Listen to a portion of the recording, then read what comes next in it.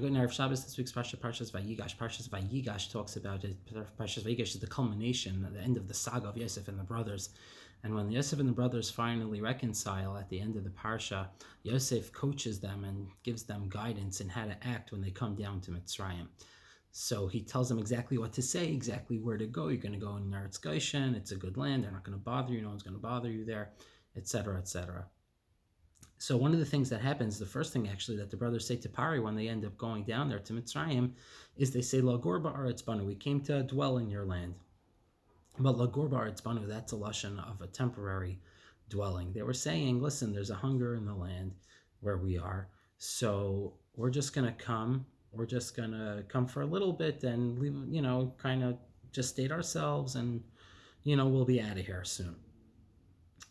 But if we look at the end of the parsha, it's very, very different of what actually happened. The last pasuk in the parsha says, "Vayeshev Yisrael be'eretz Mitzrayim be'eretz Goshen vayachzu ba," that they settled in Mitzrayim and they took hold of it in Mitzrayim. So what happened here between Lagor ba'aretz banu and then Vayeshev Yisrael? They wanted to come temporarily. They ended up settling there.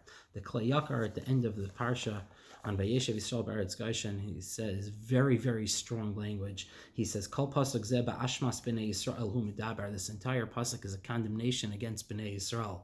He says very strong that they did the wrong thing here. He says, Hashem was geyser ki ger yi azaracha, that you should dwell in a place that's not yours. That was the gezerah, that they should wander for a little bit, but not that they should stay permanently. And Bnei Yisrael wanted to stay permanently in Mitzrayim, and that was a terrible thing that they did. And he says it a few times in this one Klei Yakar, pasuk ma'ashimam al yeshiva zu. The pasuk is admonishing them for this yeshiva. So I think the lesson here is that in our lives sometimes we get a little complacent. We start doing things and we don't even realize, where we are anymore, so to speak.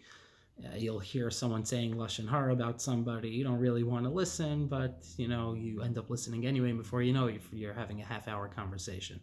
A person may end up missing a day of davening or learning, and then before you know it, they're already in a rut and they can't get out of it, and it becomes a vayeshev. Even though in the beginning you didn't mean to listen to a half-hour long conversation about somebody, you didn't mean to miss davening or learning for a week or two at a time or a month. It wasn't your intention. It was just lagor. You feel, okay, fine, it's a day or two, which that wouldn't have been so bad.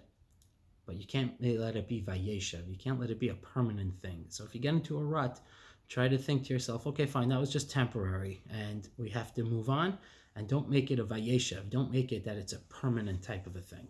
Shabbos.